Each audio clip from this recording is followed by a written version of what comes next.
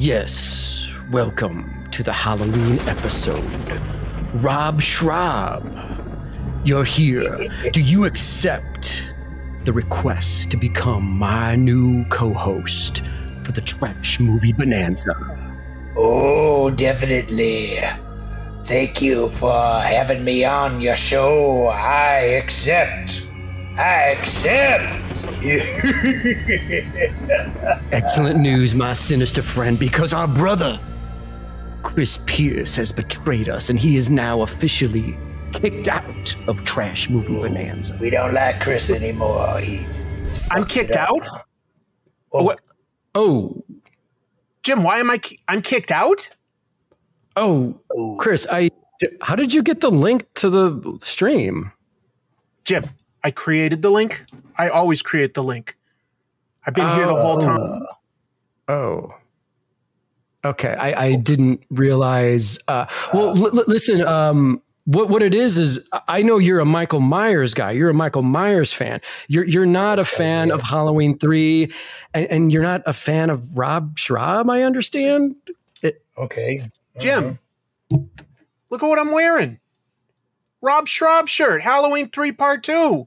I'm a fan. What are you talking about? Does have the shirt on. I do have the shirt on.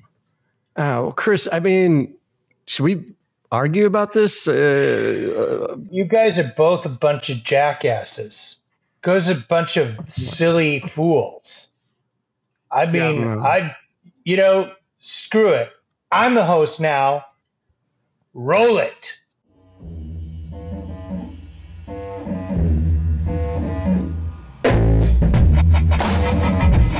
Trash Movie Bonanza with your hosts, Jim and Chris. Hello, everybody. Welcome to a very special Trash Movie Bonanza. Special, why special? Because we obviously have a guest. This is a show where some buddies look at some schlock or maybe underperforming movies and take a close look and say, is it really that bad? Well, we'll find out tonight, because I'm one of your hosts. I'm Chris. I host a show called Comic Tropes. With me, as always, is the other host, Jimmy Jams, huge fan of trash B movies, and also a connoisseur of Kickstarter comic books, which you can support by hitting the link below, because this campaign's coming to an end, you guys. Savage Street Vigilante. And also, we've got Rob Schrab, the man, the myth, the legend, is with us tonight for the Halloween episode. This is awesome, man. Thank you for joining us, Rob. Me on the show, guys. I love talking. I love talking schlock. I love schlock, obviously, and and this one, this being Halloween season, and this being like probably one of my favorite Halloween movies. Yes, this is so cool to hear. Pretty exciting. Yeah. Well, you're a good fit. I mean, this is a comic book sort of channel. You've done Scud. You've done horror stuff like Creep Show. This is a good fit. But I don't think Definitely. Have you ever gotten to meet the star of our show, Tom Atkins, at all?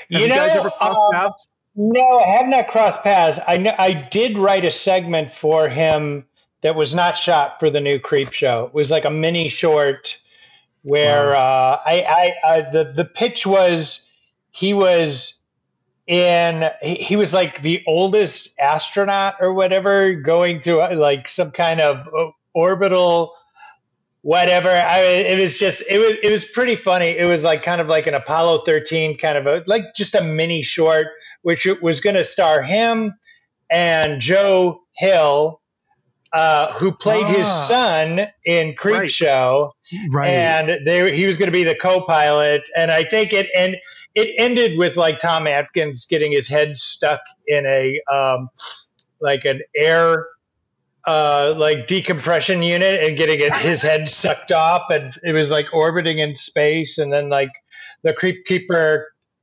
Or not the Crypt Keeper, but the Creep was going to be in an astronaut outfit, like, catching it. It was a fun read, but proved to be too out there and too expensive to do under their very, very limited budget. But it sounds awesome. Nicotero really liked it. He thought it was pretty fun. So we got close.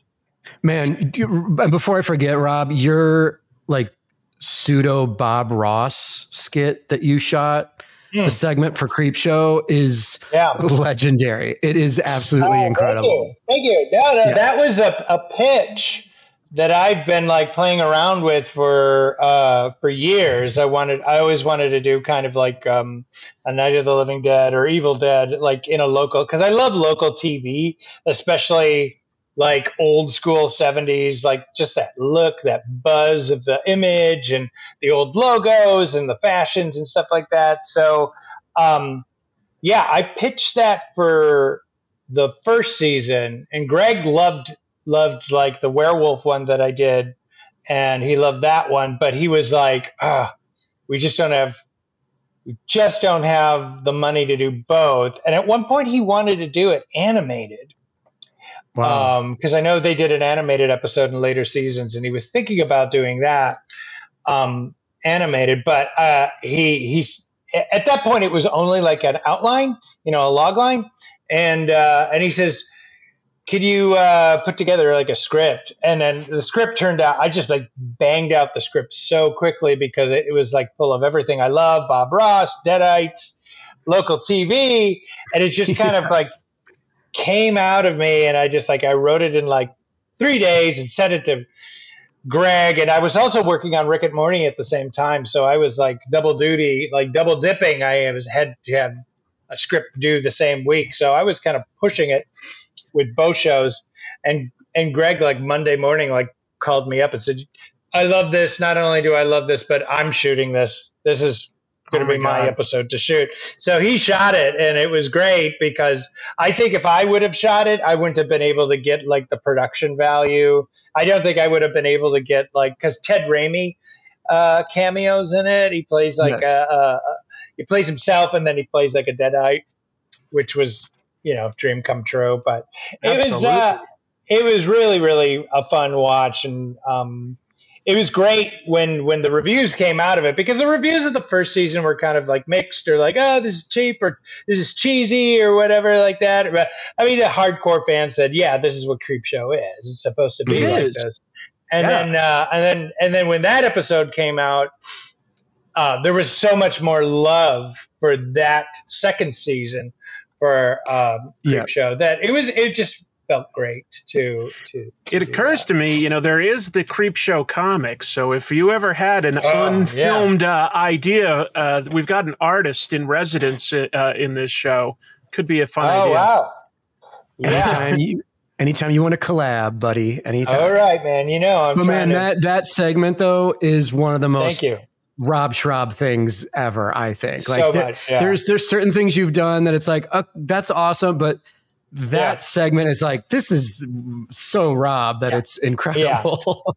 I had a lot of fun, like just kind of bringing that Bob Ross like character to life. And I go, because there was those rumors of like, Bob Ross, when he was in the Army, he was a badass.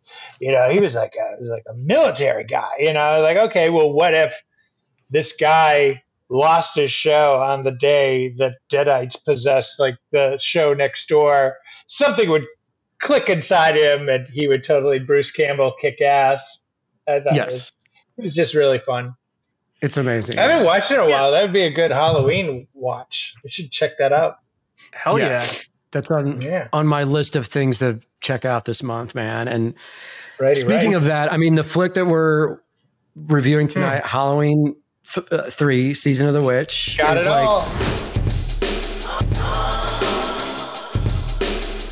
The ultimate Halloween movie. Trick or treat, masks. Yeah. Yes. Silver Shamrock.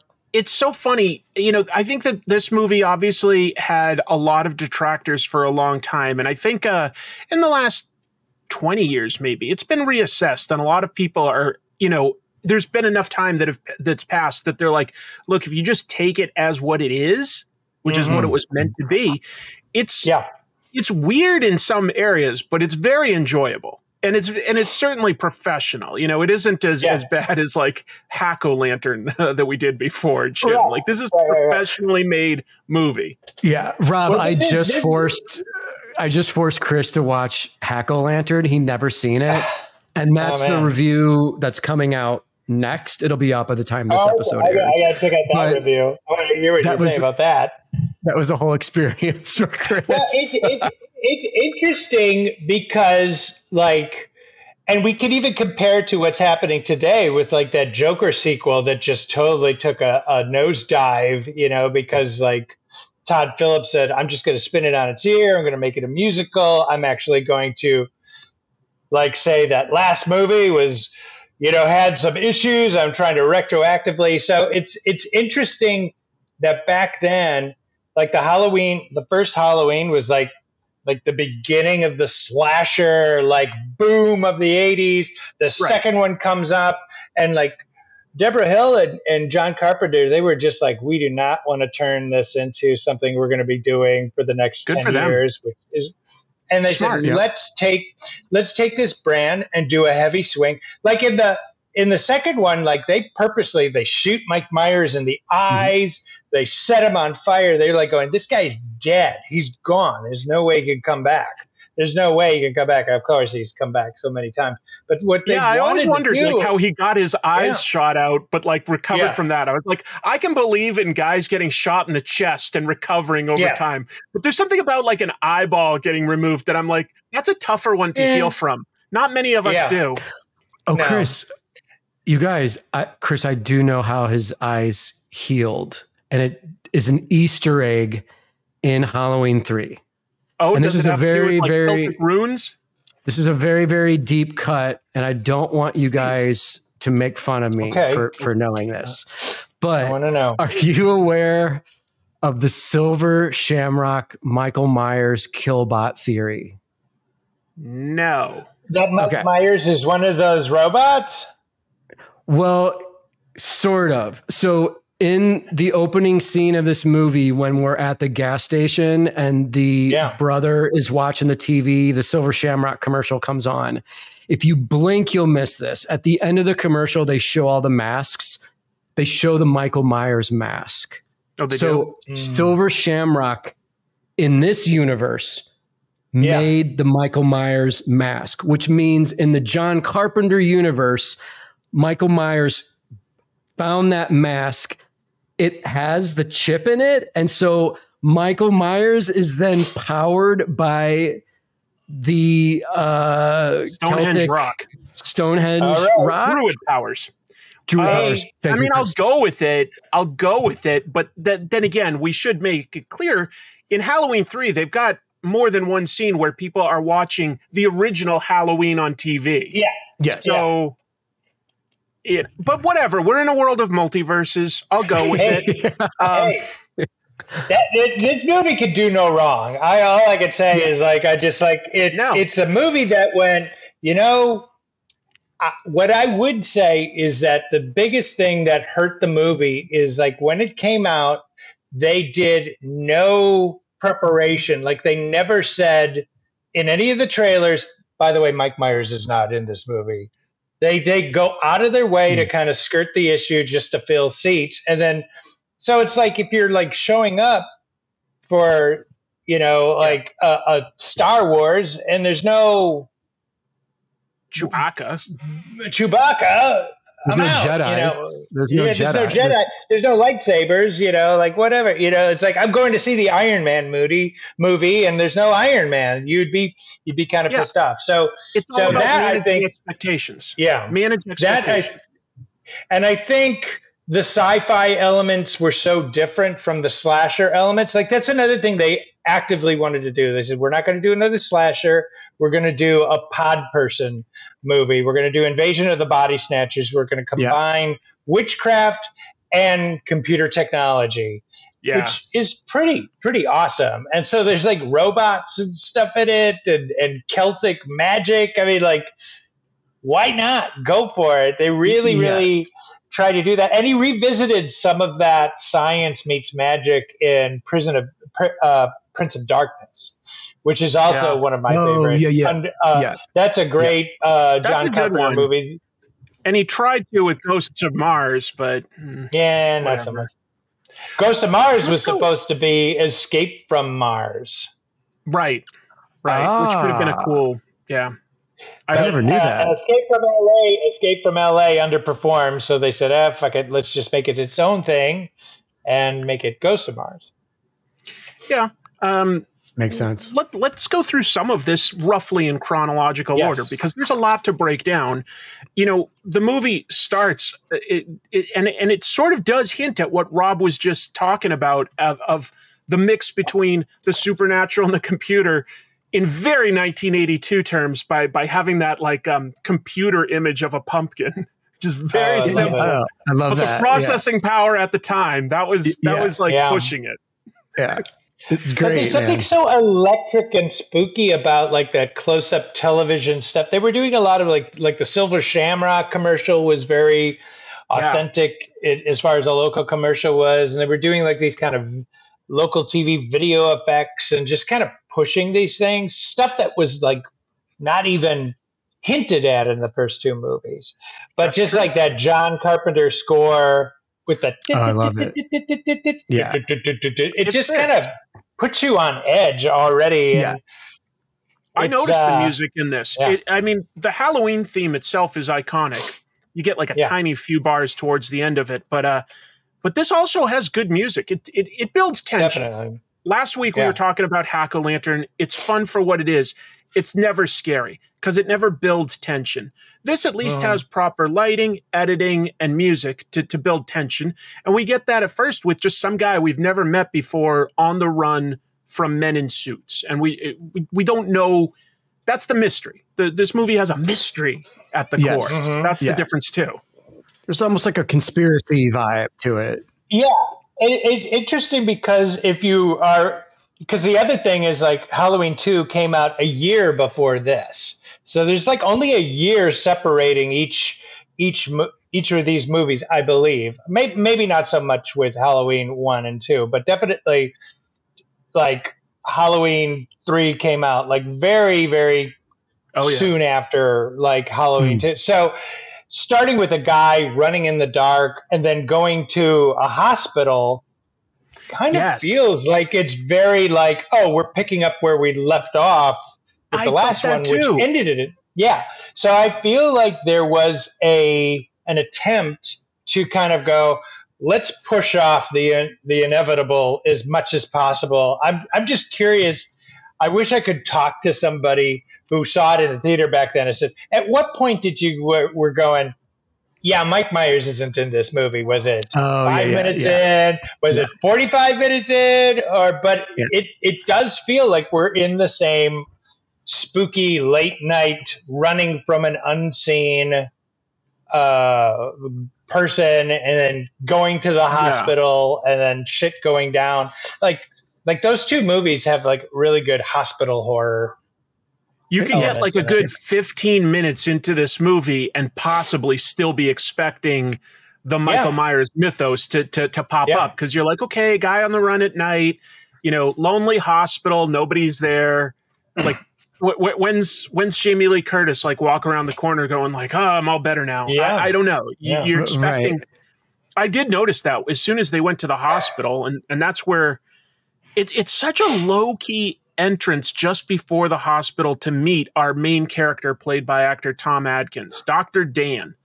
Dr. Dan, he just sort of walks into a house out of the rain. He's just such a schlub and such an everyman, even though he's a doctor. It's inferred that Chalice is like drunk. Like his wife goes, oh, you're trashed already. You're trashed, and you're gonna go be a doctor. Yeah. Great, Drinking and doctoring, great combination. He does a lot of drinking. In this movie, he's carrying like a 6-pack. He's a drinker. He's sharing his booze with a bum in the. He's a heavy drinker, major alcoholic. Yeah, he is. He literally is. Yeah. He's such a and you see that he's got an ex-wife and 2 little kids. Tries to give them masks that they don't give a care about because everybody's into silver shamrock masks. and then he just pieces out on his family. He's, I mean, him and his wife are divorced, right? And they don't, it's obvious that they don't get along well. They talk. They're obviously like, sharing. They got joint custody of the children. Did you recognize the little boy, his kid? I forget the actor's name, but did you ever see this vampire movie Near Dark by Catherine Bigelow? Yes. Oh yeah, that's a great one. Yeah. It's a great Bill Paxton. The young boy vampire that I don't know if you remember. There's like Lance. It's like most of the soldiers from Alien. So it's like Lance Hendrickson, Bill Paxton, and Vasquez, and then they have like this young boy that's hundreds of years old, but he was bitten while he was young. That little boy is the same kid from Near Dark. I hadn't picked up on that. Okay. Yeah. Okay. I remember Tim Thomerson as the good cowboy dad in that movie. Someday, Jim, we're gonna have to look at like Trancers or something. Oh God, yeah. Doll Man. Gotta watch Doll Man. Doll Man is the shit. That's an Albert Pune movie. Is that right? Might have been. Yep. Okay. Yeah. Wow. Nemesis director. Yeah. Now it's Near Dark. One of the best vampire movies ever, I think. So Catherine underrated. Bigelow. Most of the cast from Aliens, Bill Paxton, it being his most Bill Paxton-y is fucking great. Really cool. But anyway. I always remember that scene in the bar of Bill Paxton as like this cowboy just like starting a fight with like the locals because he's just got no fear, and it's just so mean-spirited and cool. Yeah. Oh, yeah. He cuts a guy's throat with the spurs on his boots. Like it's so good. Great. It's a twisted scene. There's like a documentary or a behind the scenes or whatever. Bill Paxton, the day of, had like the worst migraine and was like, fuck, I got to do this scene. We're going to be shooting all night on this. And he goes to the medic and goes, can you give me something? I'm just dead on my feet. There's no way I'm going to do that. And they gave him like a major shot of like B vitamin, just like, and he was just like, all right, man, let's do it. Oh, and he was just like tripping on B vitamin, and just that's why he's so crazy in that scene. It's so great. So great. It is. In this movie, the man that's on the run, we don't have a name associated with him yet. I do kind of like how he's very prominently clutching a mask. Like that's the important element of this scene. Yeah. And the whole hospital staff just completely ignores all that, just lets him hold on to his mask and works around it like doctors do. Yeah. It's like Dan is like the only one suspicious of this other stuff going on. Like the mask, the fact that the man says like, we're all going to die. They're all going to kill us. Dan's the only one who's like, something fishy's going on here. That's a little weird. That's a little weird.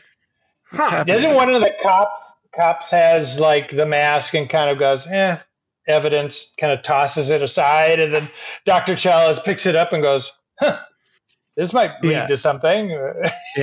Which makes me wonder, like, what were they thinking? Like, why did the main character even need to be a doctor? Because he should have been like a drunk private eye or something like that. You know what I mean? Wouldn't it have been? He could have been like the guy who found him. He could have been like at the same gas station and said, "Oh man, I'll take him to the hospital or whatever." But because he never like goes like, "I'm gonna have to use my operating skills to solve this problem." That doesn't happen. Chris, with him being the doctor, it does give him access to the lab girl who he calls throughout the movie. It makes her do all the work. Yeah. She's one of his like.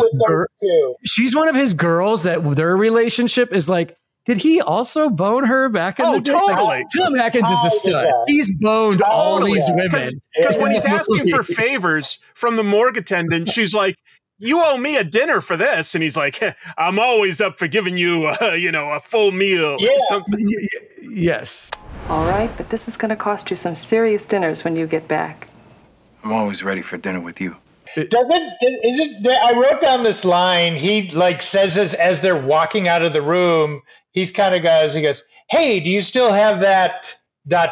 She goes, oh yeah. Like, I'm like, what is that? Like, hey, do you still have that? How you been? Okay, you? Okay. Do you still have a sex toy that you can put in my butt?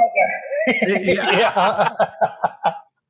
Wow. Hey, Tom What else Atkins. could it be? Yeah, he's not going to like. Oh, it's so funny. I mean, she becomes the equivalent of 1982 Google because he's just like, later in the movie, he just calls her and he's like, hey, I'm pretty busy. I need you to get me some information on Connell Cochran. And I'm like, what the hell is she supposed to do? She's not That's like, right. That's right. Yeah. Yeah. She's not like, she doesn't live in a library. Yeah. I'm like, you do that. That's what you're in town. Not like there's like a microfilm machine next to her. She's in a hospital. Yes. and a morgue at that. But the next important plot point is that these silent men in suits, I don't know if you should call them men in black or what, but they kill the man that was on the run. And what did you guys think of that kill? Because it's definitely different than anything else I've seen in a movie. It's crazy. I've seen it so many times. I don't know exactly what he does, but he sticks his fingers in the guy's eyes, grabs the bridge of his nose, and just yanks. Like, it's such a weird way to kill somebody.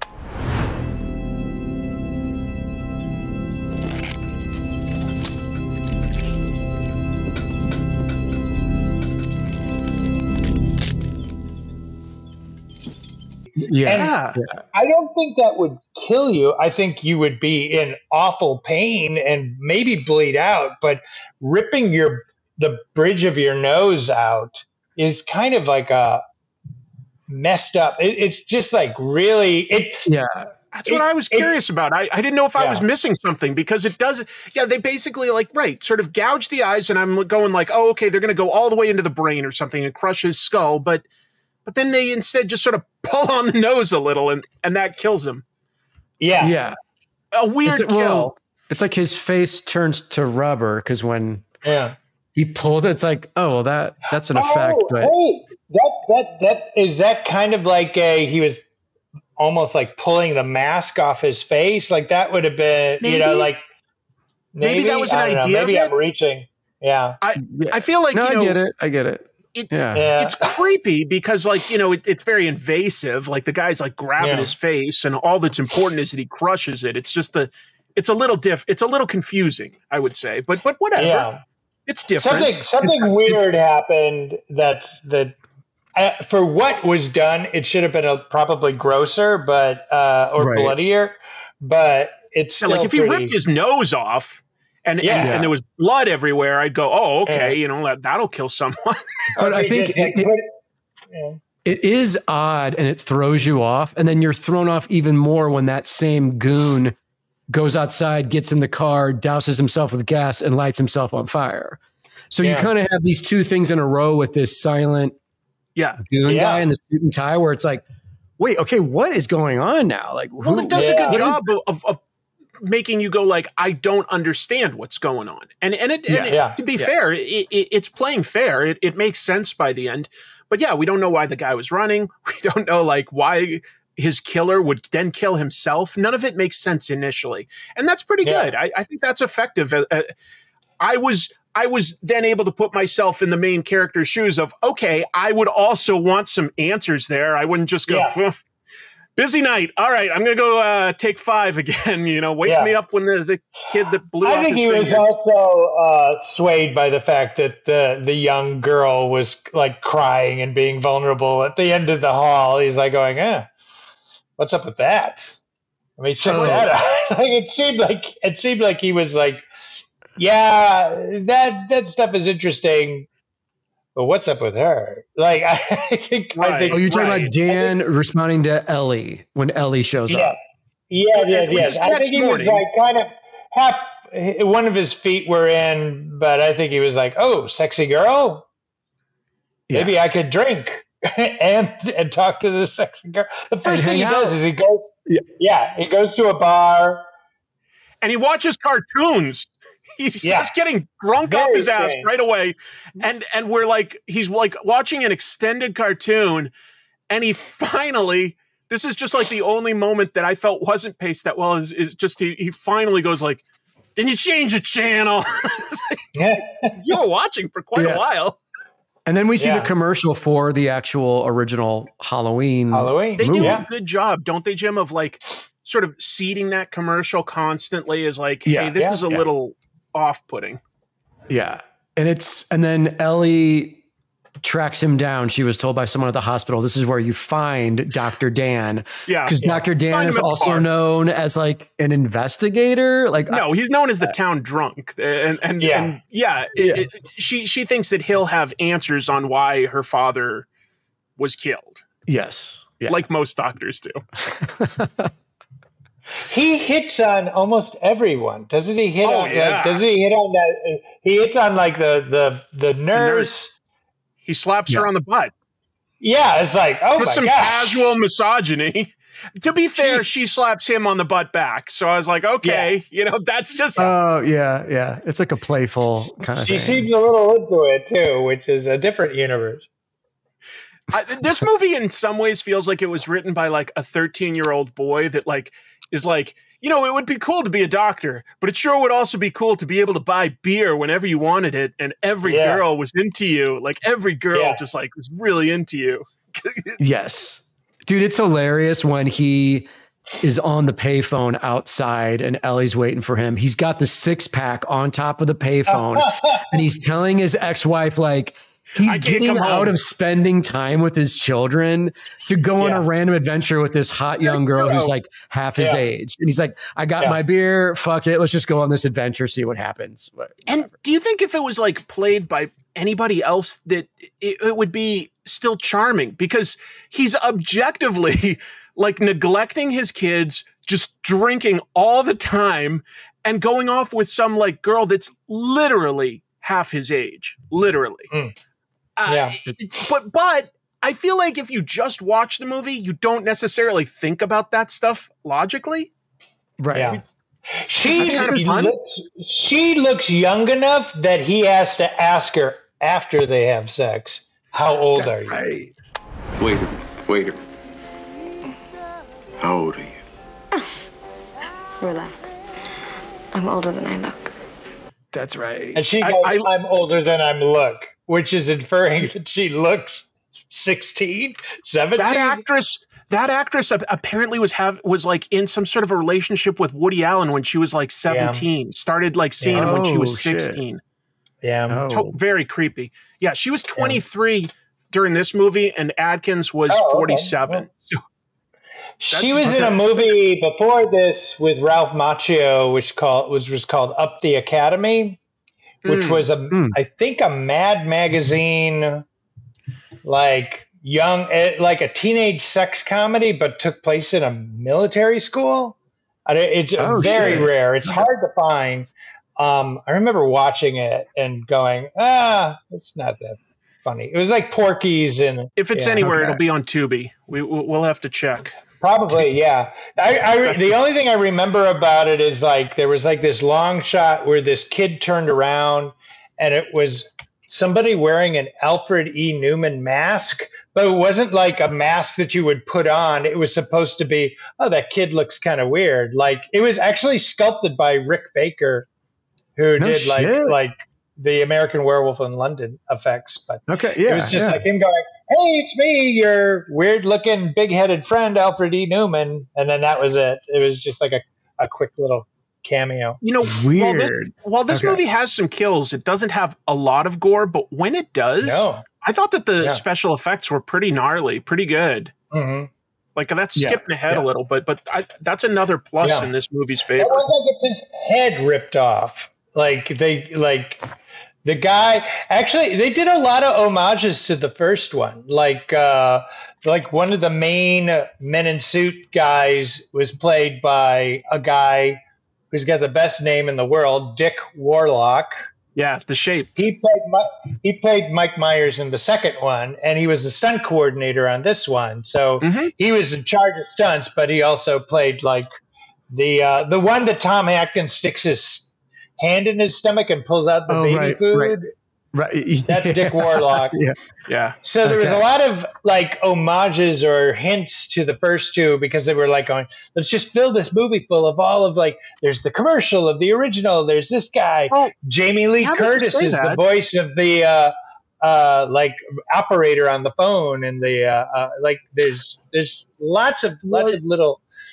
She announces the curfew in the city where it's like it's 6 p.m. It's curfew time. Do one of you guys know? All of a sudden, I'm thinking of this. Dr. Dan's ex-wife, isn't that the lady that was the nurse in the first movie? She wasn't the nurse, but she was the pot smoking friend in the first one that gets killed. I believe in the car. Yes, that's who it was. Yeah. And that's Tommy Lee Wallace's wife at the time. They're no longer together, but he played. Sure. There's a lot of iffy wife situations going on. So Nancy played, I don't know, maybe that's her character's name. I don't know if that's the actor's name. I think the actress's name is Nancy Loomis. Okay, yeah, Nancy Loomis played the ex-wife that keeps nagging, and Tommy Wallace went, yeah, you're perfect for the part. I don't know. That's what I'm assuming back to stage. But another thing. So while while Dr. Chalice and Stacy are like having sex in the hotel room, and in the hotel room next door, that woman is playing around with the silver shamrock thing, and her face gets like split open, eviscerated. Yeah. Which is a pretty nasty looking like effect. It's a crazy effect.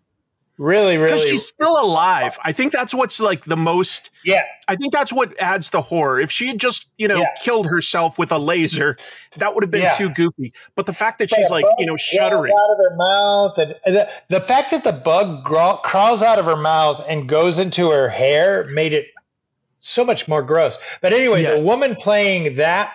The woman who gets her face split open was Tom Atkins' wife at the time. So while Tom Atkins is getting it on with Stacy and going, how old are you? His wife in real life is getting her face and then to add insult to injury, when that lady blows her face off, and Tom Atkins is having sex next door, the girl's like, what was that? And he goes, who cares? Yes. Who cares? That's right. Let's get it on here. Yeah, who cares? Who gives a F? They drive to a tiny, maybe coastal town that's all run by people from out of town that Connell Cochran. Santa Mira. Santa Mira's not real, is it? Well, it's the same town that was set, that Invasion of the Body Snatchers was set in. I don't know if it's a real town or if it's a call to invent, because that was the thing they wanted to do. We don't want to do a slasher movie. We want to do a horror movie, but we're going to jump genres. This is going to be a pod person movie. So there's a lot of homages. It's a fictional name. It's a fictional name, but Rob, you're right. It's the same name as Invasion of the Body Snatchers, like a big nod to that, a big homage. They do a lot with a little, because when Ellie and Dan first roll into town, just everybody stares at them, and you really get this like sense of like, oh, outsiders aren't, they might be welcome, but you're going to be watched like a hawk. Yeah. And just to get like maybe 5 different extras, just sort of like looking up and just, it was effective. It was effective. It's a weird looking town. Like everything's very industrial, very spaced out. And then there's this giant weird looking church in the center of the town. Do you remember that? Mm-hmm. It was just, they said when they were shooting there that it felt very like everybody was watching them. So a lot of that stuff kind of just translated onto film. Yeah, there's wide open areas, and then there's just these big, just boxy warehouses everywhere. It's such a there's a little main street that's like sort of quaint, but there's not a lot to it. I also got amused though when Dan and Ellie first arrive and they go to the local motel. instantly that woman that blew her face off, first she drives up and like almost like hits Dan, and then there's like a family in a Winnebago that like also like jerks to a stop so bad the bicycle goes flying off. I was like, everybody in this movie drives like an absolute maniac. Yeah. Everyone's in a hurry. Everyone's discombobulated. Yeah, like, nobody. Chris, everyone is really to the Silver Shamrock factory. Yeah, Chris, everyone is really, really concerned and worried about their Silver Shamrock mask orders. They're there to get those damn masks, man. Like, it's a serious thing. We haven't mentioned, but basically the movie starts 1 week before Halloween, and we always sort of get updated with on-screen text of what day it is.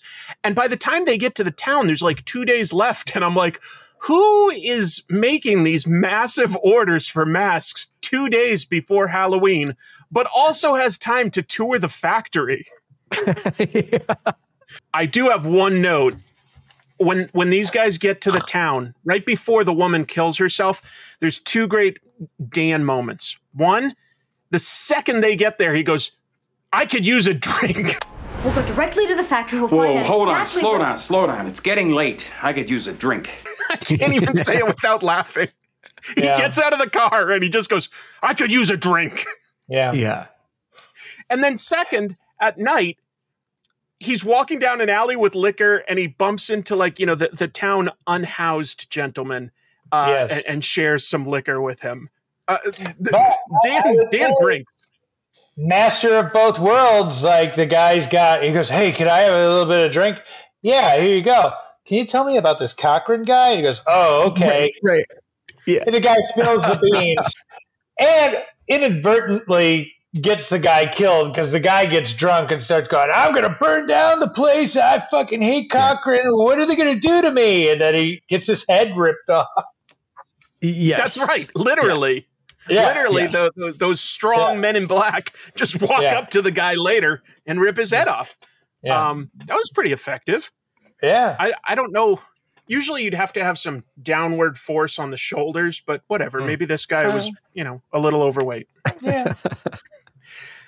After the woman blows her head off in the middle of the night, Cochran and his goons sort of all show up at the motel. This is when we first get to see him. And I'm just curious, what did you guys think of Dan O'Herlihy as Connell Cochran? Mr. Cochran, good to see you, sir. Good evening, Mr. Rafferty. I love him. Jim, I love him. I love him in RoboCop. I love him in this movie. He is such a charming Last Starfighter. Twin Peaks. Oh yes, he's in Twin Peaks. Who's he in Twin Peaks? Josie Packard's the elder Mr. Packard from like the sawmill. Yeah, he's great in this movie. He's such a charming and evil guy. I mean, and when you realize, well, no, this dude's a straight up like warlock. He is an occult master. Like he has a very, very sinister plan. It's like, man, he's good at pulling that role off. He's awesome. He's great. He's charming. Yeah. Very watchable. Towards the end, maybe this is jumping too far ahead or whatever, but, of course the hero sort of wins. And right before everything goes awry and Cochran dies, he sort of looks up to Dan and gives him like a salute, like, yeah, you got one over on me. Just a little clap. That's what he does. That's right. He does a slow clap. He's like, you beat me. Nice. You beat me. Yeah. Game recognized game. Rob, what are your thoughts? What are your thoughts on him? You're a fan, he's right? Great. There's the moment where he does the info dump. It's so classically like, I'm an old school bad guy. This is what I'm doing. This is why I'm doing this. You want to know? We're going to back in the days when the hills were painted red with the blood of children and animals and stuff. He does this great thing because the entire time everybody in town has got like these really fake Irish accents. It's very Lucky Charms. Like, oh, thank you so much for coming to our hotel. And, oh, you shouldn't have been doing Irish. And he's like talking very charming. But then when he goes into and he's underlit and he's telling Dr. Chalice like what he's going to be doing, that's when he starts getting a little bit of the Irish. And it's something he's been disguising. You don't really know much about Halloween. You thought no further than the strange custom of having your children wear masks and go out begging for candy. It was the start of the year in our old Celtic lands, and we'd be waiting in our houses of wattles and clay. The barriers would be down, you see, between the real and the unreal. And then, like, he reveals, like, this is what I really talk like, and we're warlocks and stuff. Also, so, like, this movie starts with, in the news today, part of Stonehenge has been stolen. Anyway, check out this commercial for new masks that are coming out. And they're just like something that only happens in movies. Like, oh, that was so. What a coincidence! What a helpful little coincidence. Leaving British authorities still baffled and without any substantial clues 9 months after the theft. The blue stone was one of 19, believed to represent the 19-year cycle of the moon. It weighs more than 5 tons, making its disappearance a mystery indeed.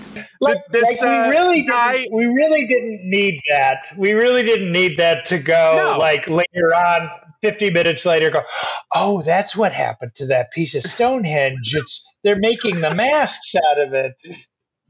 Yes. It's so funny. Yeah, this guy wouldn't be watching, like, you know, the football scores being recapped on a Friday night. He's going to watch the news about what happened. And if you don't remember that, it's extra funny when Cochran just sort of tells Dan, he's like, oh, don't you recognize a stone from Stonehenge? You wouldn't believe what we did to get it here. Just unspoken. And then basically just a rock is connected to computers, and that's how it works. Yeah, that's all you need. That's all you need to take over the world. Yep. Plug it together, boom, druid power. Yes. Yeah. It's like, don't question that part of the movie. Don't question it. You're not supposed to question a lot of this movie. You're just kind of just in for the ride and all that. Like, but I feel. Do you remember?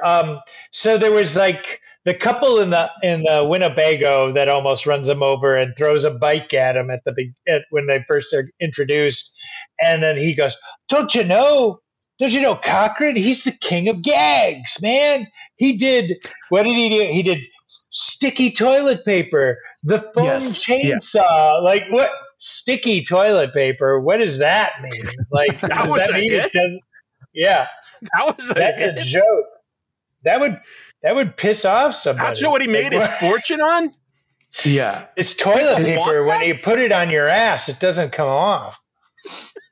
You have to turn on scalding hot tub water to get rid of that. Oh, damn. I hate when that happens. But it's like that guy setting up that Cochran was the king of, like, practical jokes and joke toys and props throughout the years.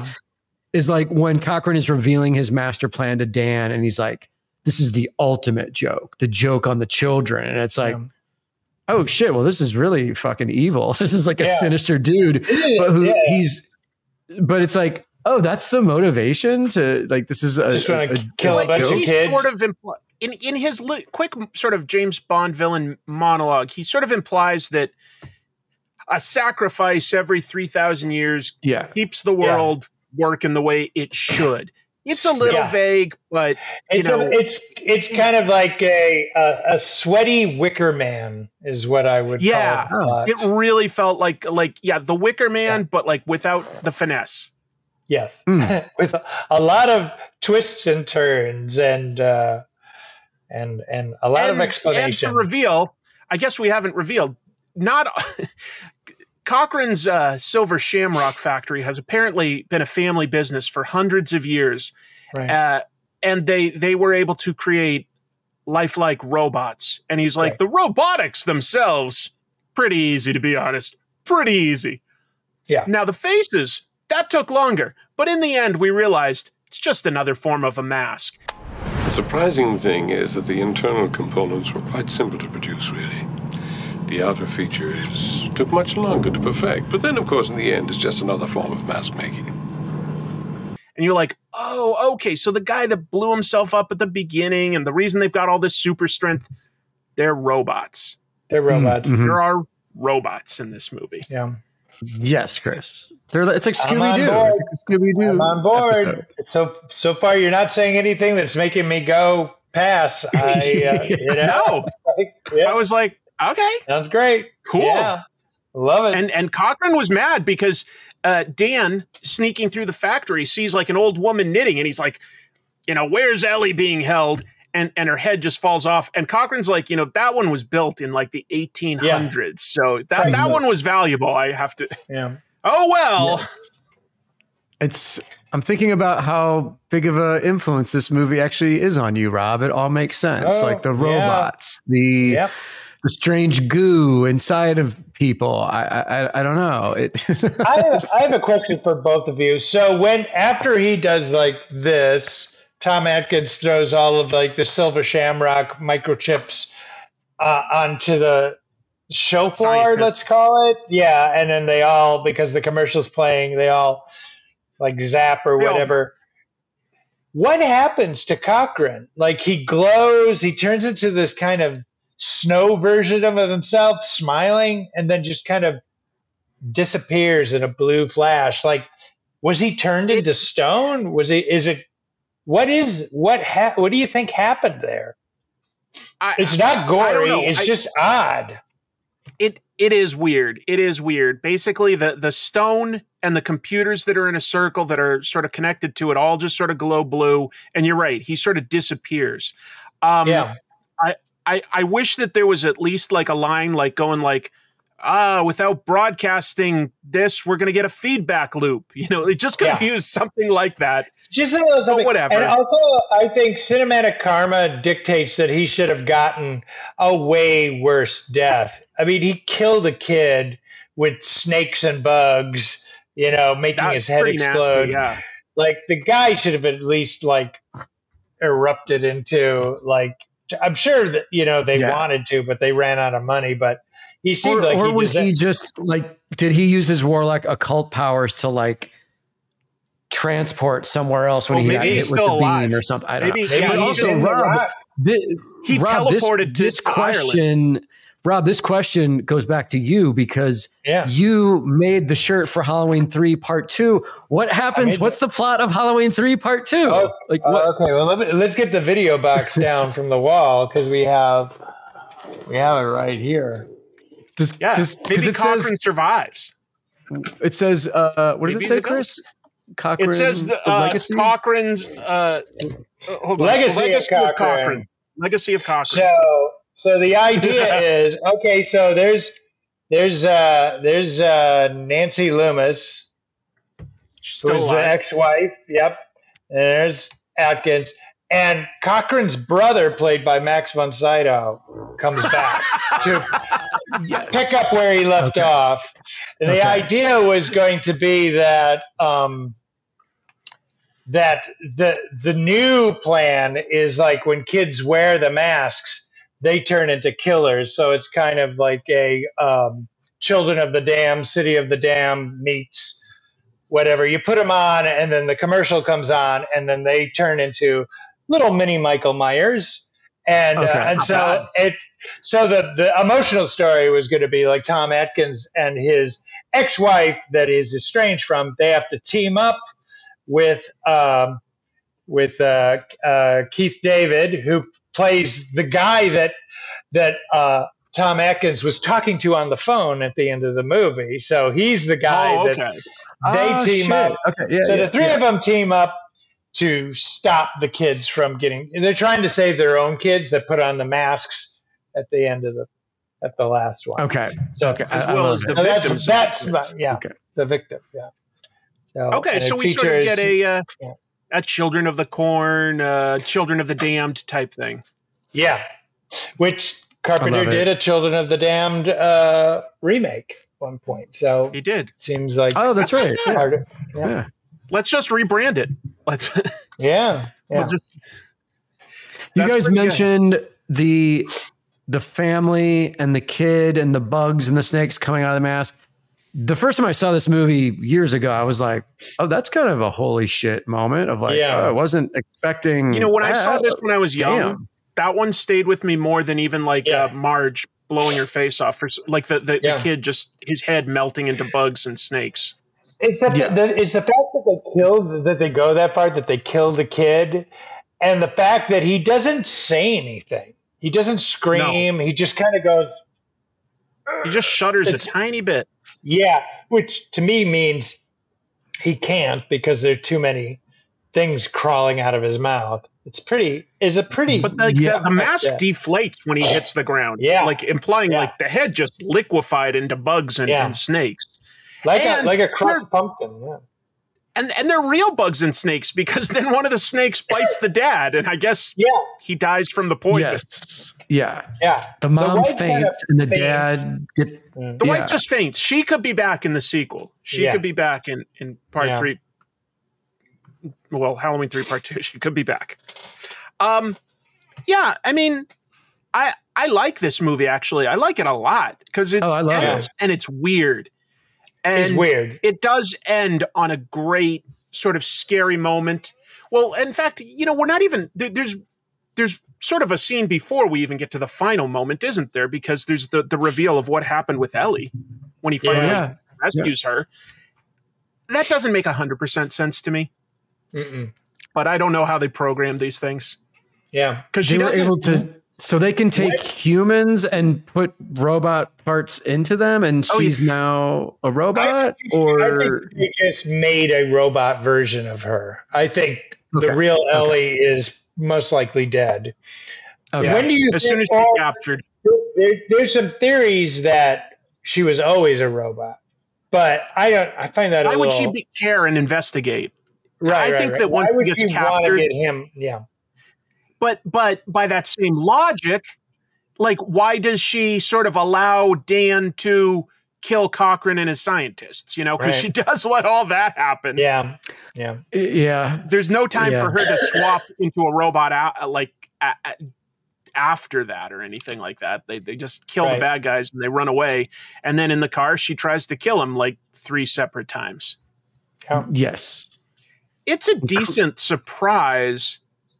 I would say it's out of everything in here. I can forgive all the gaps in logic. I'll even forgive this one, but it's the one that's like closest to, I don't quite get what you were going for. Like why was she okay with everything? It kind of seems like a bit schmuck baity, where we're just it also felt like, I don't know what to do with this character. Let's just tie her up in a room, and I guess we need one more scare before this movie's over with. What if she's, revealed? She's so important for the first half of the movie. Yeah. She really is driving so much of that first movie, because it's her father that she wants answers on, and she knows they're in danger. But Dan isn't like, he's curious, but he wasn't going to do it for himself. He was going to do it for her. Yeah. And then she disappears for a while when she's kidnapped, and then when she comes back, she's already dead, apparently. A little weird for that character. I guess that's more what I care about, not the logic so much as you're right, like Rob. It's a little strange how the character, we get zero closure. We're just like, oh, okay. Yeah, and I think it was also kind of like another nod to Invasion of the Body Snatchers, where it's like, well, this is the only character that has been close to him in the movie, and we don't have time to go back to deal with his kids and his ex-wife or anybody at the hospital, so she's got to be the one that turns out to be the fake person. Yeah, if they had one more script revision, maybe they could have come up with a more clever way for her to get swapped at the very end or something like that. But, do you think if this movie was not called Halloween 3, if it was just called Season of the Witch, do you think it would have done better? I think it A, would have done better, and B, this movie did make like a profit. It just didn't make as big a profit as Michael Myers. So I think that like the idea of an anthology Halloween series could have been a hit. I think that would have been amazing, like in the 80s. I think that could have competed with your Friday the 13th and Nightmare on Elm Streets as we got to the mid and late 80s. At least it would have been like kind of like Creepshow, or Tales from the Dark Side, the movie. It would have been like one of those, which I think, I don't know.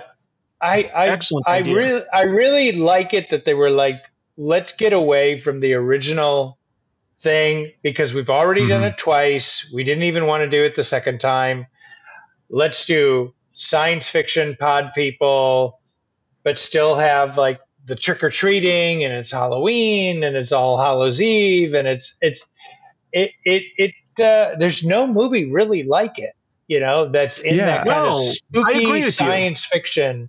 Yeah, it's and there's all these weird elements mixed together of like the robots with Stonehenge and deadly masks and a drunken doctor as the protagonist. It's awesome. I mean, I love it, but it does really mix all these different things together that I wouldn't sit down and be like, this is my story. I'm putting all these different elements into it, and this is what it is now. 82 was just kind of an early time to start introducing computers into movies. Like, of course, computers existed, but it was still pretty early, and it was clear that screenwriters weren't always clear on what a computer was capable of doing. Sometimes I like to imagine there was an 80s movie called Computer Summer where some nerds are just using the computer to change their car to drive faster and pick up babes, things like that. Yeah. No, Chris, that's your screenplay that you need to write. You need to write that. Summer. Yeah. Well, it's like, like weird science. Let's make you've got a computer, let's make a woman, and it's just like, okay, let's feed pictures of women into the computer. Like, what? Yeah. How is that making anything happen? And it like war games, there was like this mystery about computers of like, oh wow, are they going to take over? Are they? And of course now they are. But it's just like there was like this kind of, we got to be afraid of technology the way we were afraid of witchcraft. Like it's a new unknown that's out there. So it was interesting to really take like the unknown of like witchcraft and old school like Celtic gods and things and sacrifices and merge it with this other unknown of like, well, what exactly can they do? They seem to be able to control like the weapons and stuff in our cars. And, I heard there was a person that has a computer in their home and now we're using them to play games instead of football, like it's so even if like the logic, even if there's gaps in the logic, it doesn't fully matter because the idea behind it of like what we're afraid of, both old and the new, it does blend in a cool way. It's a great idea. And the tone is at least fairly consistent. If the logic isn't, the tone is consistent. Yeah. Yes. Well, Carpenter has like this like theory on horror. There's two types of horror that all stem from the campfire story. Like when we were living in huts and caves and things like that, there would be like somebody who would tell like the horror story. There's two types of horror. There's the horror outside of the circle, like in the dark. There's a bear out there, or there's a Wendigo out there, or there's some kind of witch out there that'll eat your children if you break the circle or whatever. And then the other horror is one of you is from out there, and that's where you get like the thing. Like that's that kind of one of us that's a cool idea. Is thing. Yeah. And you could see him playing around with nature. That. Like, the stuff that scares us isn't always rational. Yeah, the boogeyman is out there in the woods. Yeah. Yeah. Whereas, like in Halloween 3, it was more like one of us is a robot that's going to kill us. Did you guys ever, like, when you were when you guys were kids, did you guys ever do anything to like sort of scare each other? Like, for instance, I had woods in my backyard, and my friends and I at night would like take this like pole, and we'd have to walk into the woods and plant it as far as we could. And then the next person had to like go and take it further, and we'd be throwing like rocks and making spooky sounds to scare each other. Nice. Did you guys do anything like that? No, I never did anything. I definitely did. Sounds cool though. Okay. Yeah. We were growing up in the suburbs of St. Louis. It was so safe and boring there that we would sneak out at night and just cause mischief, just crawling through neighbors' lawns and going to like the cemetery at the school and the church. There was, older kids in the suburbs would tell us like spook and ghost stories about oh, did you hear about so-and-so died in the parking lot over there? And, it was very small and self-contained, but when you're a kid and you're an idiot, you don't know, there's something charming about that. That's why I love the Halloween series itself. And Chris, we were talking about the first Slumber Party Massacre, which is also a suburban. It takes place in Venice in California, but it's still in this safe, creepy, quote unquote, safe neighborhood. Yeah. And I like that idea because I grew up in the Midwest suburbs of oh, even your neighborhood could be scary. Even weird shit can happen. In the suburbs where you think, oh, this is safe. Everybody knows each other. There is somebody who's hiding behind the bush that might grab you and do terrible things to you. It's also in that age where that kind of babysitter age where you're just I'm 16, 17. I'm smoking my first joint. This is my first time. I get the house to myself. I'm going to watch a movie. And so you're on this edge of adulthood. And there's all these warnings. Somebody's out there that's don't trust anybody. Don't open the door. Keep the door locked. We're relying on you to protect the kids. But there's something out there that is going to just kill you. Halloween is such a thing for kids, I mean, they're getting candy and they get to dress up as whatever they want to dress up as. But you always have oh, what if there's knives and poison in these candies? And I think that this does sort of take those same ideas. And they're well, what if the costumes were the scary part?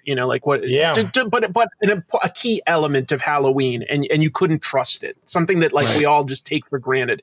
So it has some good ideas. It ends on a good scare where Dan has got this is dating it, but two of the three stations to not air the commercial. And I do he's what about the third one, folks? To be clear, there was a time where we had 3 in PBS. That doesn't make sense. I know, Rob. He has that number. He just has that number, Rob. He just knows. One guy, and he sees 2 channels have turned off. Yeah. He says, I can't. The 2 channels. There's one more channel. Turn it off. Gather round your TV set. Put on your masks and watch. All witches, all skeletons, all jack-o'-lanterns. The third commercial. It's still on. Please. Take off the third channel. The third channel. It's still running. Stop it, please. For God's sake. Stop it! Stop it! There's that ticking clock of the local commercial saying, we're going to have a horror-thon on Halloween. Watch the commercial. That was something that local TV would do. They would be oh, we're going to show Creature from the Black Lagoon, and stick around. You could win 3D glasses or a T-shirt. There was always something that would make you want to gather your friends in front of the TV. So that was a very real thing. It's put on your mask, look at the TV, don't look away from the blinking pumpkin. Appointment viewing. And I don't want to maybe I missed something. The only thing I love a ticking clock, where they're okay, we're running out of time. I like that. There are scenes of him looking at clocks, the end, and looking at his watch, etc. The only thing is, I knew it was coming after the movie, but I never heard them say a time. So sometimes he'd look at these clocks, and I'd go, is the only way we know how much time is left is if we have already seen Halloween 1 and we know how much time is left in the movie? I don't know.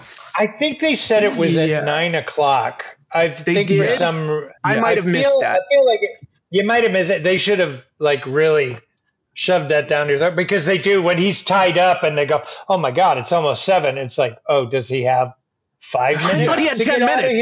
Because when he's on the phone screaming at them, there is a quick shot of the clock, and it's almost at 9. That. But he also, when he was locked up, it's like Rob said, it was 10 minutes to 7, and I was oh, does he only have 10 minutes left to solve the problem?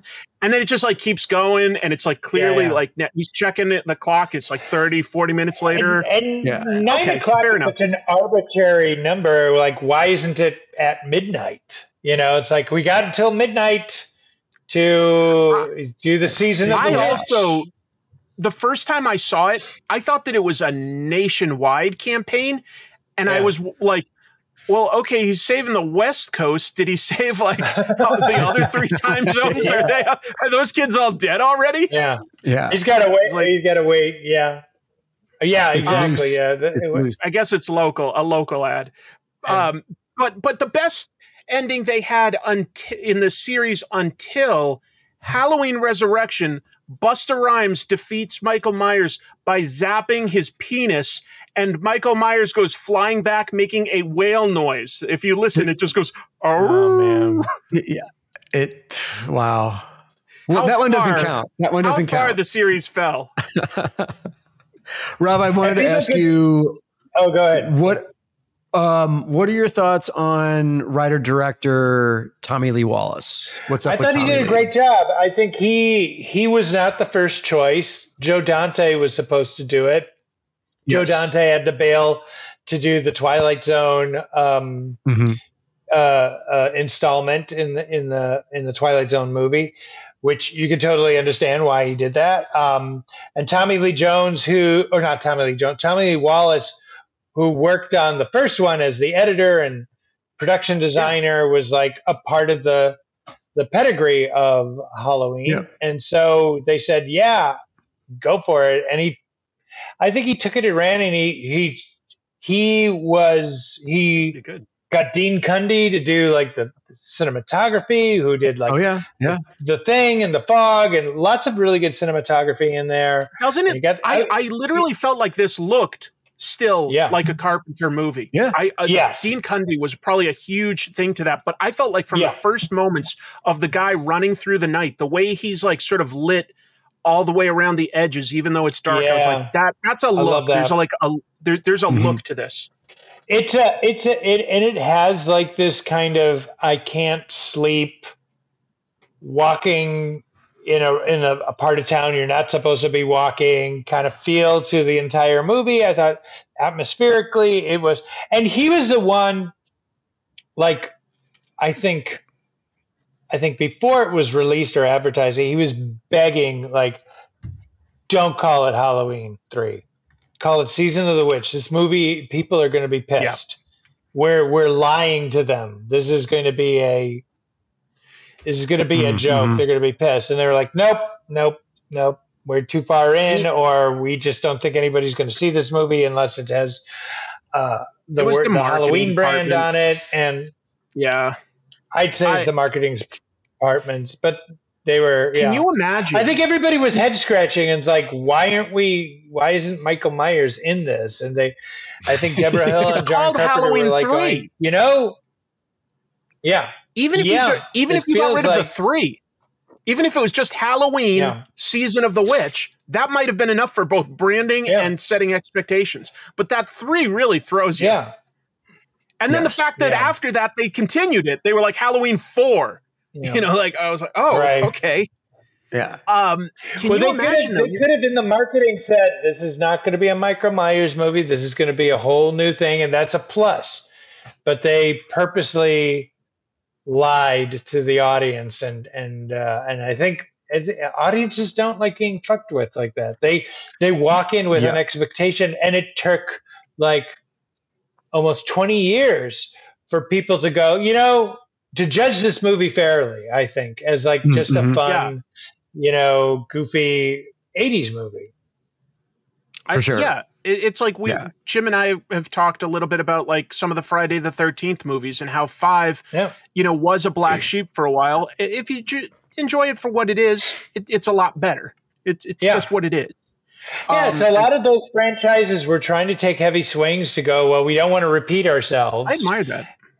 And they found out, maybe the audience does want to have us repeat ourselves. You look at Friday the 13th, you look at Nightmare on Elm Street, they're just like, okay, we don't want to, even when we try to do something different, the audience goes, no, just go back to the basics. And then it's not what you want out of a franchise name. It'd be weird, even if like they made the next Saw movie, and they've tried twice, to do it without like Jigsaw, and it just doesn't work. Yeah. That's not what people want out of a franchise. Yeah. I was just thinking though, like Rob, you had such a great point of like, it's a little bit of walking in a neighborhood you shouldn't be in. And while my favorite part of this movie is Tom Atkins, imagine if, for instance, Keith David was the star of this. And he's going through this like white bread Irish town or something. Yeah. I mean, shit. Yeah. That would have been kind of cool. You would have just adds another level to it. That's a whole different thing. Yeah. That whole opening of the movie has this kind of feeling of like, because I remember walking home like late at night, you know, my friends go, well, I'm going this way. All right, I'm going this way. And then there's like a stretch of like 10 minutes where you're just kind of running from street lamp to street lamp, and in between pitch black, maybe moonlight if you're lucky, but I got to get to that next street lamp or I'm dead, you know? So you play those little games. Yeah. Yeah. I mean, because there's an extended sequence we didn't like necessarily break down, but where Dan has to like run from the motel and sneak into the factory, and you know he's walking through like every alley and like diving behind fences to keep anyone from seeing him, and it's quite effective. Like you're there is this kind of hide and seek tag element to it too, which is also very much like in the realm of like trick or treating and stuff. Like like these I gotta headlights fall down in front of this fence and hide driving. It's like there is this kind of I know what that's like playing hide and go seek at night in the fall with my friends. There is like this I hope I don't get caught. That a lot of good ideas. A lot of good ideas in this. All playing from these kind of childhood fears. You know, I don't know if you were like this when you would be watching old school commercials, but there would be like that kind of weird, for some reason, old school like commercials would have like that kind of weird early CG, but also kind of like this synthy kind of, and you're like, I don't know what it is about this, but this commercial for water heaters is creeping me the fuck out. Like it's disturbing. There's like these disturbing. Are alien sounds and echoey voices. It's like, come on down to. I remember feeling that way about local ads. I didn't know the difference between local and national ads as a kid, but there were like. It was sort of like they were like grittier, like lower budget ads. Even like something like when I was really, really young. This is so stupid, but I'm from like New England, and we'd have ads for Carvel cakes, and that guy Tom Cookie Puss, whatever, and it would go like, "I'm Witchy the Witch." This year we've got Cookie Puss, and I remember being like just a little scared of like this cake going through space, and I just go like. I don't know if I want to would be in like some kind of black void, and there would be an echo voice, or it's just the narrator. If like you ever, Tom such a. You ever look up old like mask Halloween store commercials on YouTube? They have that kind of like. Don Post has got a new creepy mask coming out. It felt very legitimate. And there was something about like the voice, the delight of like, I'm going to creep you little kids out, you fuckers. You're going to be scared by this commercial and be like, Jesus, what did I do to you? You couldn't do that now. Kids are too sensitive now. There'd be but then there'd be like, guys that sold like refrigerators going like, come on down and get the deal. Yeah. Like, it just lots looks of cheap. Moaning and chains. Rob, before I forget, because I've been staring at it the entire episode, right over your shoulder is a super deep cut of Black Roses. Yes. Which, oh my God, I love that movie. It's like you might have to come back to talk about Black Roses. I was going to ask if Rob just had like recommendations for us, because this is such Chris, if you haven't seen Black Roses, we definitely have to do that one. Here's some recommendations of like what I have behind me. Ghost Story is a great Halloween movie. If you haven't seen it, it's got some amazing makeup effects and some legitimate like scares in it. It's a it's about, if I remember correctly, it's been a while since I've seen it, but it's about a group of old men that sit around and tell ghost stories trying to scare each other. Oh, And yeah. it turns out that they did something bad in their past and it's coming back to haunt them. But Dick Smith, legendary makeup artist Dick Smith, did like the effects for it. And it's a really good, like, if you just want to watch, like, oh, I don't need to see a teen slasher film. I just want to see like an old school kind of haunted ghost story kind of thing. It's a pretty fun watch. I recommend that. That one's good. I love Texas Chainsaw Massacre 2. I watched recently. Yes, that's like one of my that. Yeah. That's one of my first horror movies that I saw in the theater, and that I could talk forever about that. And I remember it's also one of the first unrated horror movies for gore. So it doesn't have like a rated R. It was just released without a rating. Wild, but it's the same director. Yeah, Tobe Hooper, and it's. I remember, and I showed it to my brother-in-law and a friend of mine recently because they'd never seen it, and they're like going, "This movie's fucked up. It's like really sick and goofy, and they're doing jokes, and Chop Top is just comic relief. Is incredible. It's so good. Bill Moseley, genius Bill Moseley, who's great in everything, and it's so relentlessly gory. And again, right it from has the beginning.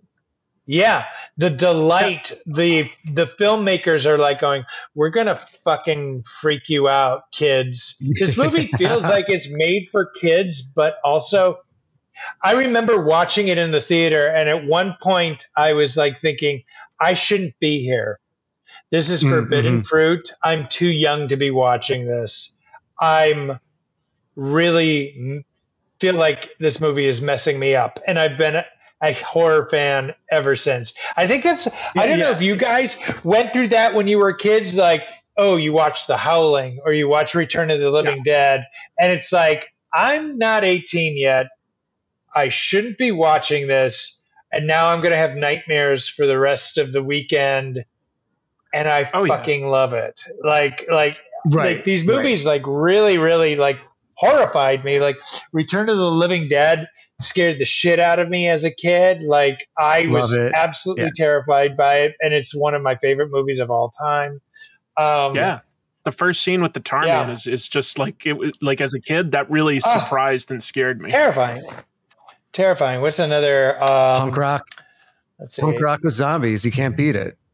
Jim, what about you? No. You got anything you'd recommend to our audience for Halloween that we haven't watched? The Black Roses is an incredible satanic panic, hilarious rock and roll, so good horror movie. My I always go down every October. I usually get through most of the Friday the 13th movies, most of the Halloween movies. I'm so glad we did Halloween 3 tonight, you guys, by the way. Chris, our last episode, Hack-O-Lantern, it is terrible. I do love it, though. It's something comforting about it, just knowing what to expect with it. I love Evil Speak with Ron Howard's brother. What's it? Clint Howard. Clint. That's another computer satanic this would be a good double horror feature movie. Shit. Yeah. Okay. So double Chris, feature. I'm writing a list. Evil Speak. We need to do. It's insane. Man, the list. And I mean, Evil Dead. I'm an Evil Dead guy. What so Evil Dead. What are you looking for? Like, are you looking for monster movie? You're looking for like just anything that's schlock that we might not have talked about on the show, but also like just things that people watching should catch. Have you seen this? This is one of my. Let's see. Let's see if I get up there. Let's see if I can get close to it. Prophecy. I see scan. Next. Oh yeah. Next to yes. Gargoyle. Yeah. Gargoyles is really fun too. It's a made-for-TV movie about like guys in rubber gargoyle suits hunting down people. With the gargoyles were made by Stan Winston, like one of his first creature movies that he worked on. But next to that, Prophecy, which not the Christopher Walken, The Prophecy, but Prophecy. Oh, okay. Yeah, it was made in the 70s, and it's about a mutant. There's this paper mill that is secretly dumping mercury in the water, like mercury waste, and it's turning the fish gigantic, and the bears are eating the fish, and the mercury the movie is about a giant mutant bear that's insane because of all the mercury in its brain, and it's just wiping people out in the forest, and it looks fucking great. The bear, they do some really great in-camera effects to make the bear look like 20 feet tall. The bear creature is actually played by Kevin Peter Hall, who played the original Predator. Yeah. And there's this great scene where the protagonist is walking through the woods with this Native American like guide or whatever, and they go, "Oh, what are these scratches on the trees?" "Oh, the bears scratch the trees to wear down their claws." And they do it. That's what they do. And they keep walking deeper into the woods, and the claw marks keep getting higher and higher. And eventually, they look up, and there's like 30 feet in the air is like some bear claw marks, and they're like, "Holy shit! There's a giant fucking mutant bear out here. He's gonna kill our ass." And it's really smart in a way. It's like an environmental warning of, like polluting the water, but also has like these Native Americans are like saying there's a prophecy that says if the white man steals our land from us, that there's a demon that will come and take retribution. So you're kind of like in this space of like, well, is it pollution, or is it this Native American myth creature come to life? And it never really says, well, it's definitely this or definitely that. It's probably a mixture of both. Jim, but it's a fun creature feature. Do you think that Prophecy may have inspired Chris Claremont to do the Demon Bear story in New Mutants? New Mutants, holy shit! Possibly. It did. Wow! It did inspire the Man Bear Pig character in South Park. Okay. Do you remember the Man Bear Pig? Yeah. Creature. Yeah, vaguely. Yeah. Yes. Yeah. Yeah. I feel like it might have inspired New Mutants' Demon Bear story arc. Anyway. Yes, man. Yeah. And I know what you're tapping into. Real quick, I love to recommend foreign movies because there's always something unsettling about some of the cultural differences where we won't expect it. And we've talked on this show a fair amount about things like Italian giallo, but I'll just throw out that some good Japanese ones would include Audition and One Cut of the Dead. And Argentina has been producing some good horror movies lately. When Evil Lurks and Terrified are both things that I would recommend to our audience. I've heard of Terrified. Terrified's great. Yeah. Cool. Not Terrified. Terrified. Not Terrified. I've heard of I've heard of both, but I've heard of Terrified. It's on my watch list. It's on Shudder. Yes. Yeah. I just watched When Evil Lurks on Shudder a couple weeks ago. It's great. That scene with the dog? Yes, because you recommended it, and I was like, damn, there's some brutal shit in that movie. There's a movie called The Wailing, which I believe is a South Korean movie. The Wailing is damn good. Not whaling like hunting for whales, but The Wailing. WAIL. Yeah, and it's got a good real Satanish movie. Yeah, very creepy, very like bleak.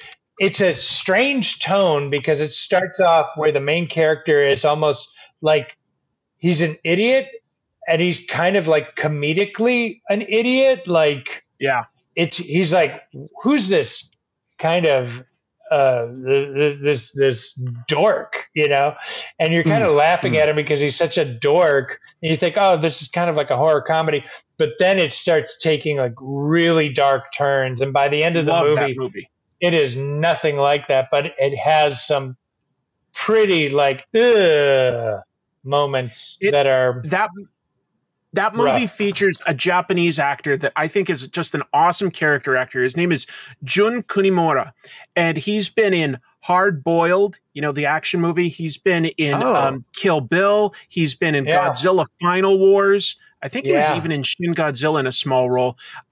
Just a really great character actor. Sweet. He has a great part in The Wailing. Is he the guy? The Japanese stranger. Oh yeah. That's Hermit. a great reveal too. I don't want to spend too much time talking about it, but that's like a recommendation. Wow. Yeah, that's a good, if you're into like Asian horror, that's a good one. Totally agree. Saw that in the theater. Great experience. That's awesome. Trying to think of another one. Audition is a serious movie if no one has seen it out there. That's a classic. Oh my God. It's good. So fucked up. Yeah. Anyway. I just thought it would be fun to, like, after we talked about it, throw out a few weird recommendations. Yeah.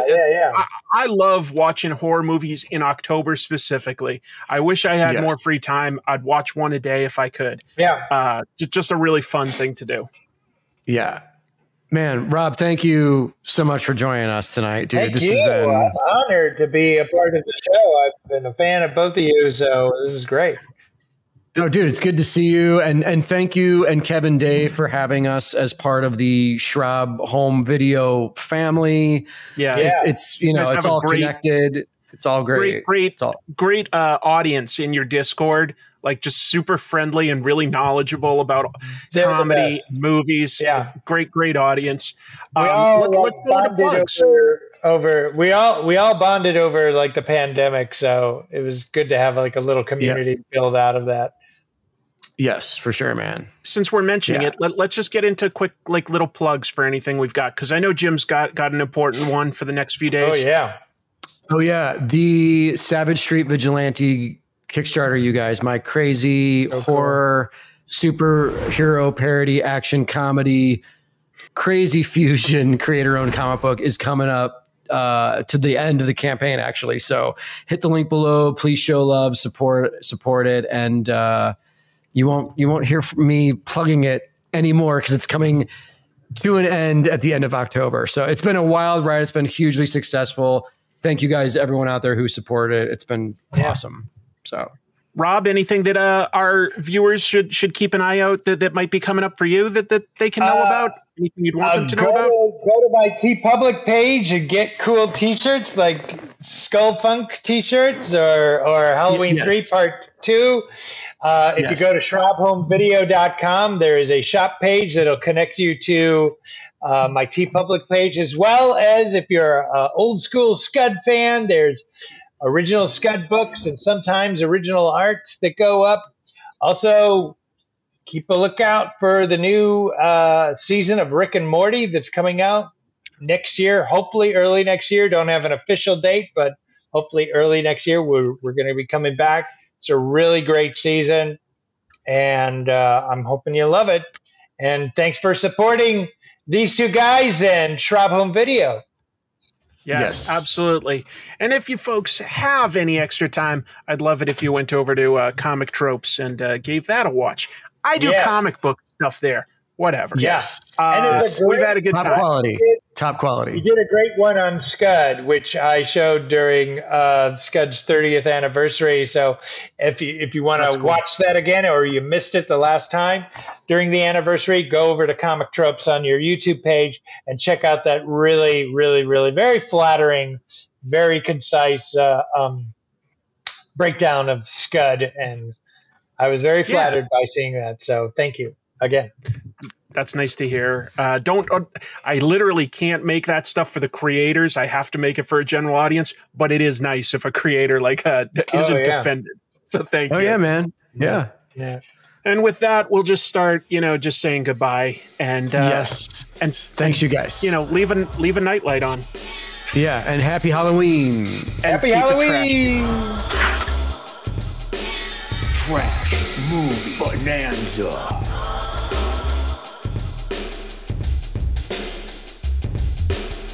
Like and subscribe. Thank you.